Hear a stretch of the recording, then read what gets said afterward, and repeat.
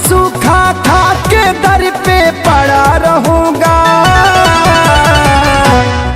चौकीदार बना लो दिल का हरदम खड़ा रहूंगा। चौकीदार बना लो दिल का हरदम खड़ा रहूंगा।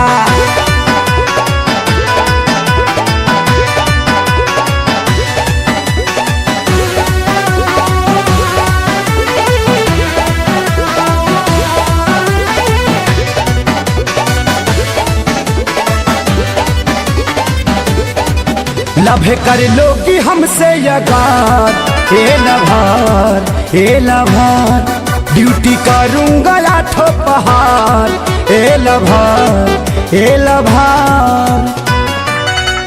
लभे कर लोगी हमसे यगार, हे लभार हे लभार, ड्यूटी करूंगा आठों पहाड़, हे लभार हे लभार।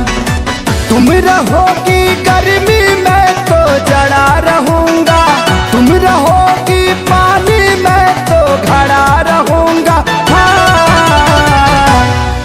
चौकीदार बना लो दिल का हरदम खड़ा रहूंगा।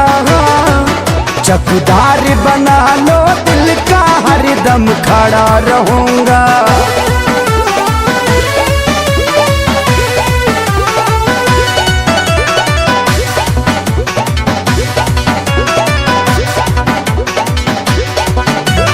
देहब न तोहरा पगाम, हे सनम हे सनम, जाने कर देव निछावर हम, हे सनम हे सनम।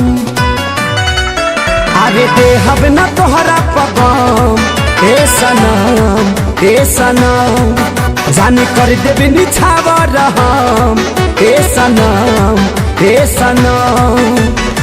समद हाथी आजाद जैसे न डरा रहूंगा, प्यार के झंडी दिखाऊंगा हरदम हरा रहूंगा।